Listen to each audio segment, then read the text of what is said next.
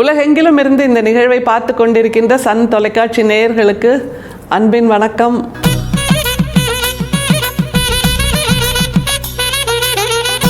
வள்ளல் பெருமான் அவருடைய பாடல் நம்முடைய அகக்கண்ணை திறந்து கொண்டிருக்கிறது அப்படின்னு சொன்னால் அதில் ஆச்சரியமே இல்லை.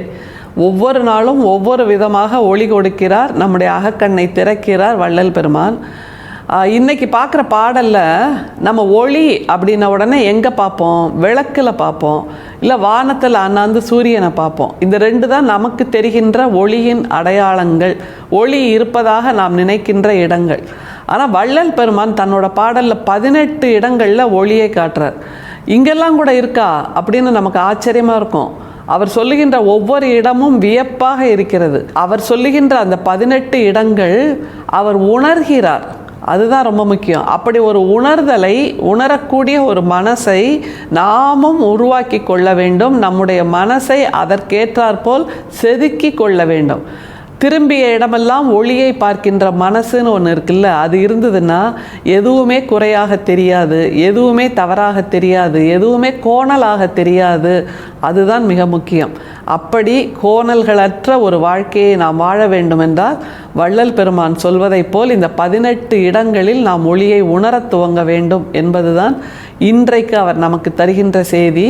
பாடலை பார்க்கலாம். நீரிலே நீர் உற்ற நிறையிலே, நிறை உற்ற நிலையிலே, நுண்மை தனிலே, நிகழ்விலே, நிகழ்வுற்ற திகழ்விலே, நிழலிலே, நெகிழிலே, தன்மை தனிலே, ஊரிலே, அந்நீரின் உப்பிலே, உப்பிலுறும் ஒன் சுவையிலே, திரையிலே, உற்ற நீர் கீழிலே, மேலிலே, நடுவிலே, உற்றியல் உறுத்தும் ஒளியே. 6ஆம் திருமுறையில் நடராசபதி மாலை அப்படிங்கிற பகுதியில் 3657வது பாடலாக இது இருக்கு. ஒவ்வொன்றா சொல்லிட்டு வர்றார். 18 விஷயங்களை சொல்றார். அந்த 18 விஷயங்களிலும் இவர் அந்த ஒளியை காண்கிறார் அப்படிங்கிறது தான் மிக முக்கியம். அதில் ஊரிலே, ஊரின் கண் இருக்கின்ற உப்பிலே அப்படின்னு ஒரு வார்த்தையும் வேற சேர்த்து சொல்றார். ஆச்சரியமாக இருக்குது. ஊரில் சரி, ஊரின் கண் இருக்கின்ற உப்பிலும் கூடவா ஒளியை பார்க்க முடியும் அப்படின்னு நமக்கு சிந்தனை ஓடுதில்ல. பார்க்கலாம். அதை முதல்ல ஒவ்வொரு வார்த்தையாக பார்த்துடலாம். நீரிலே நீர் உற்ற நிறையிலே அப்படின்னா என்ன அர்த்தம்? நீர்னா தண்ணின்னு நினச்சிட்டு இருக்கோம். அப்புறம் நீர் உற்ற நிறையிலே அப்படிங்கிறாரு. இப்போ தண்ணி இருக்குது, டம்ளரில் இருந்தால் அது டம்ளரில் இருக்க தண்ணி, குடத்தில் இருந்தால் குடத்தில் இருக்க தண்ணி. தண்ணியோட அழகு என்ன? அது எந்த பாத்திரத்தில் இருக்கிறதோ அந்த பாத்திரத்தின் வடிவத்தை தான் பெறுகிறது. அப்படிங்கும்போது அது தன்னளவில் நிறைவாக இருக்கிறது. அதுக்கு எந்த குறையும் இல்லைல்ல. என்னை டம்ளரில் வச்சுட்ட, என்னை குடத்தில் வச்சுட்ட, என்னை செம்பில் வச்சுட்ட, என்னை டபரால வச்சுட்ட அப்படின்னு நீர் சொல்றது இல்லை.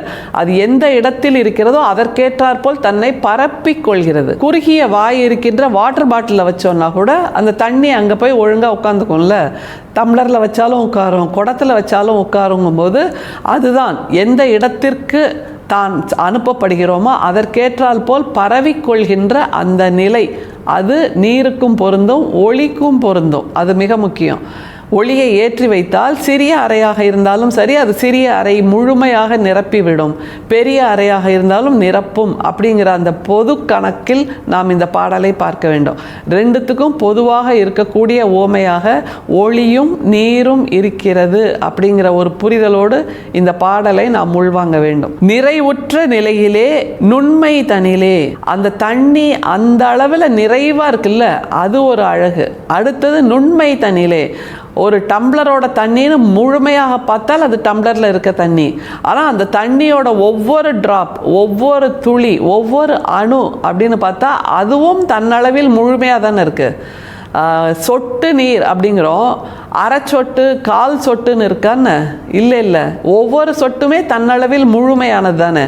ஒரு சொட்டு நீரை விடுறோன்னா அது எப்போதுமே முழுமையான ஒரு சொட்டாகத்தான் போகுமே தவிர அரை சொட்டு விடுங்க, கால் சொட்டு விடுங்க அப்படின்னு சொல்ல முடியாது. கொஞ்சமாக ஒரு சொட்டு விட்டாலும் அது ஒரு சொட்டாகத்தான், முழுமையாகத்தான் செல்லும். அந்த முழுமையைத்தான் நம்முடைய வள்ளல் பெருமான் சொல்கிறாருன்னா எவ்வளவு கூர்மையாக அவர் கவனித்திருக்கிறார், அவதானித்திருக்கிறார் ஒவ்வொன்றையும் அப்படிங்கிறது புரியணும்.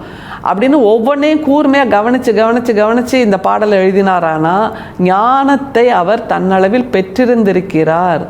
அதாவது சிதறி ஓட விடவில்லை. தன்னுடைய ஞானத்தை முழுமையாக தனக்குள் வைத்திருந்து அதை இப்படி பாடல்களாக வெளிப்படுத்துகிறார் என்பது ஆச்சரியமாக நாம் கவனிக்க வேண்டிய விஷயம். நிகழ்விலே, நிகழ்வுற்ற திகழ்விலே, நிழலிலே, நிகழ்விலேனா இப்ப நடந்துட்டு இருக்க ஒவ்வொரு நிகழ்வு, நிகழ்வுற்ற திகழிலே, அப்புறம் நிழலிலே அப்படிங்கிறாரு.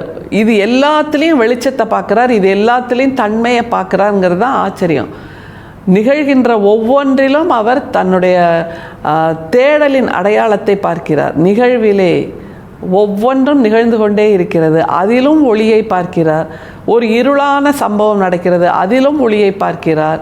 இப்படின்னு ஒவ்வொன்றா அடுக்கிக்கிட்டே போறாரு. நெகிழிலே, தன்மை தனிலே, நெகிழிலே அப்படிங்கிறாரு. அது ரொம்ப முக்கியமான ஒரு வார்த்தை. இப்போ நம்ம சொல்வோம்ல நெகிழி அப்படின்னு, பிளாஸ்டிக்கோட அடையாளம்ங்கிறது வேற. ரீசைக்ளிங் ஆஃப் பிளாஸ்டிக் அப்படிங்கிறது இப்போ நடந்துட்டுருக்கு. அதாவது ஒரு உருவத்தில் இருக்கின்ற பிளாஸ்டிக்கை உருமாற்றி இன்னொரு உருவமாக நிரந்தரப்படுத்துவதுங்கிறது தான் ரீசைக்ளிங் ஆஃப் பிளாஸ்டிக். இதில் நெகிழிலே அப்படிங்கிறார். அதாவது உருமாற்றம் அடைகின்ற அந்த நிலையிலும் நான் ஒளியை பார்க்கிறேன், நான் உன்னை பார்க்கிறேன் அப்படிங்கிறார். அடுத்து எதில் உணர்றார் பாருங்க, தன்மை தனிலே. ஒவ்வொன்றிலையும் ஒரு குளிர்ச்சி இருக்குது, ஒரு வெப்பம் இருக்குது. நம்மால் உணர முடியுமா?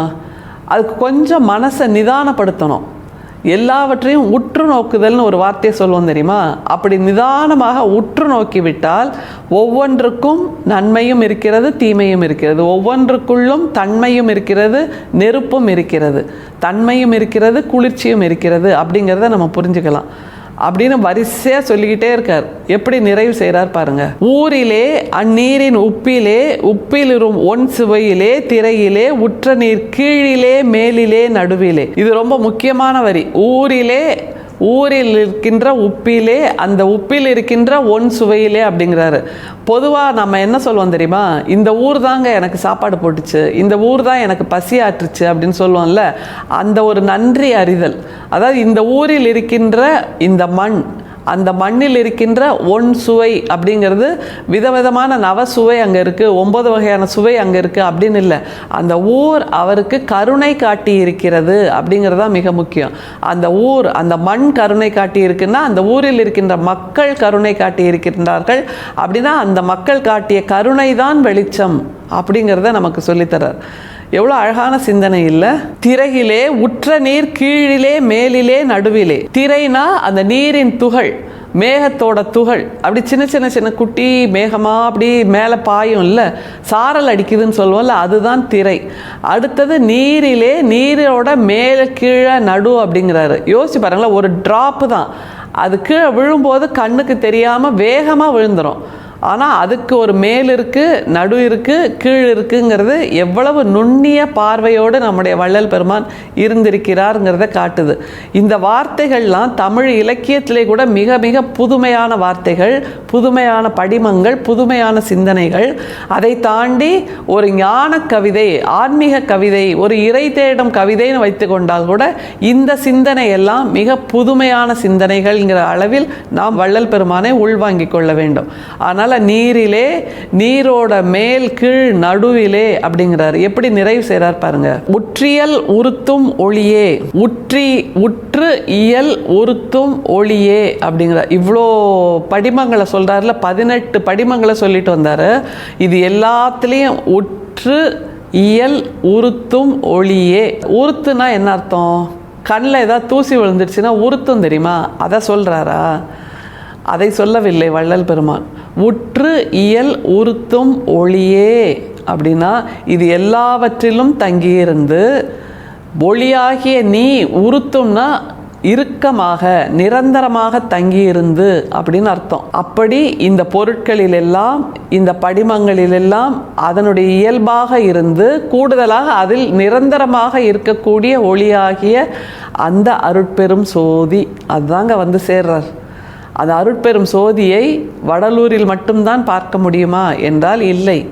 நீங்கள் எங்கே இருக்கீங்களோ அங்கே வடலூரை உருவாக்கி கொள்ளலாம், அங்கே அருட்பெரும் சோதியை உருவாக்கி கொள்ளலாம். பார்க்கும் திசையெல்லாம் வடலூர் தான், பார்க்கும் திசையெல்லாம் அருட்பெரும் சோதி தான். அப்படி எப்படி உணர முடியும்? இந்த மாதிரி ஊரில் இருக்கிற மண்ணில், அதில் இருக்கிற சுவையில், நீரில், நீரோட துளியில், துளியோட மேலே, கீழே, நடுவில், இப்படி எல்லா இடங்களிலும் நாம் அருட்பெரும் சோதியை உணரக்கூடிய மனசை பெற்றுவிட்டோம் என்றால் அதை தாண்டிய பேறு வாழ்க்கையில் வேறு என்ன இருந்துவிட முடியும்? பெறுவோம். அதற்கு வழிகாட்டியாக நமக்கு வள்ளல் பெருமான் வாய்த்திருக்கிறார். அருட்பெரும் சோதி, அருட்பெரும் சோதி, தனிப்பெரும் கருணை, அருட்பெரும் சோதி. மீண்டும் சந்திப்போம். நன்றி, வணக்கம்.